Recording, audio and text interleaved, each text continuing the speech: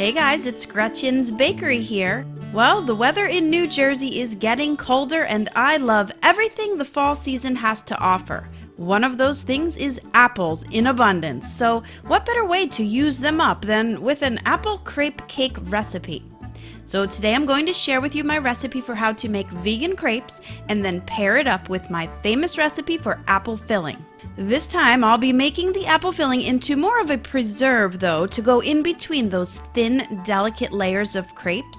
But if cake is not your style today, I will show you how to make the traditional stuffed crepes too. This recipe is so delicious no matter what way you decide to prepare them. So let's get started right away, and first for the crepe batter. You will need flour, non-dairy milk, vanilla extract, cornstarch, sugar, baking powder, and a bit of salt. I'm using melted coconut oil, but vegan butter works just the same.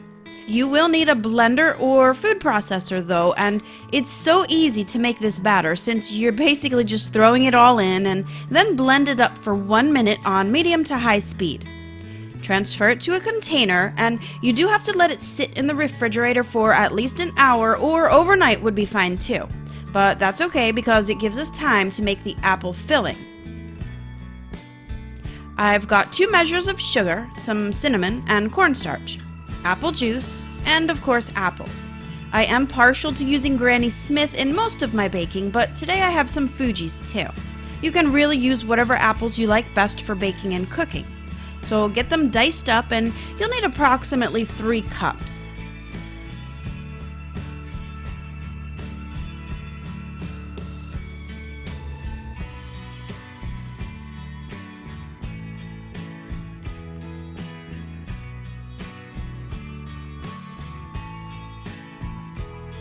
Get the first measure of apple juice with the first measure of sugar and the cinnamon to a heavy bottom sauce pot.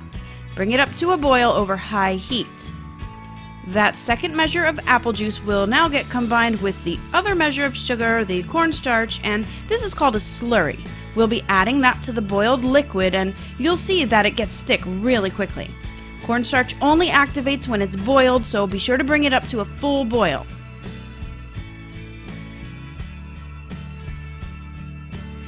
Then add the apples and turn the heat down to low and simmer it for about 15 to 30 minutes, or when the apples are tender.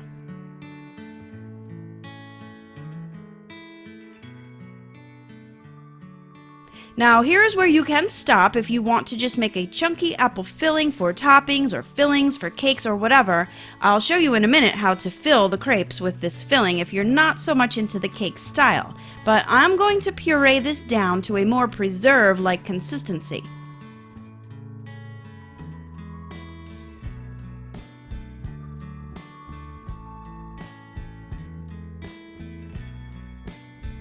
Just set that aside, and now about an hour has passed and we can start making the crepes. You will need a non-stick pan, and mine is about 9 inches in diameter. A bit of coconut oil spray, or any cooking spray is fine. Lightly coat the pan and get it really hot. And then using just about 1/4 to a half cup, coat the entire pan quickly and evenly. By using a wrist motion to get it evenly spread, you will have to work quick though. Cook the crepes for about 1 minute, or until it starts to get just lightly golden, and then flip it over and cook 30 seconds to 1 minute more.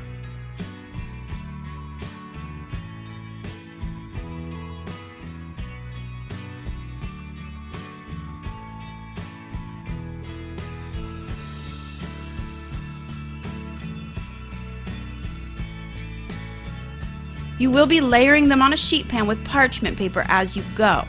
Now I want to show you here, if your pan is too hot, you're going to start getting like holes and bubbles in the batter, and so this is a great indication that your pan is too hot.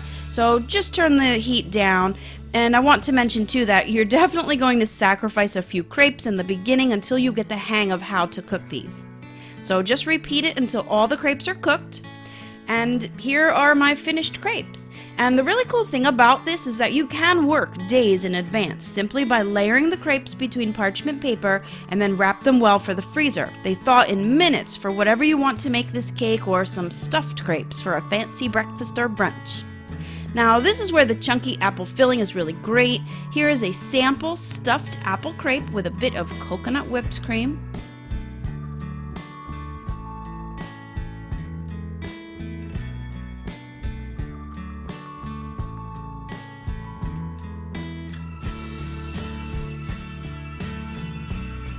Yes, I ate the whole thing and it was delicious. But now for the assembly of the cake, because that's why we're here, right? It's really quite easy, just really layering the crepes with the apple puree until you've used everything up.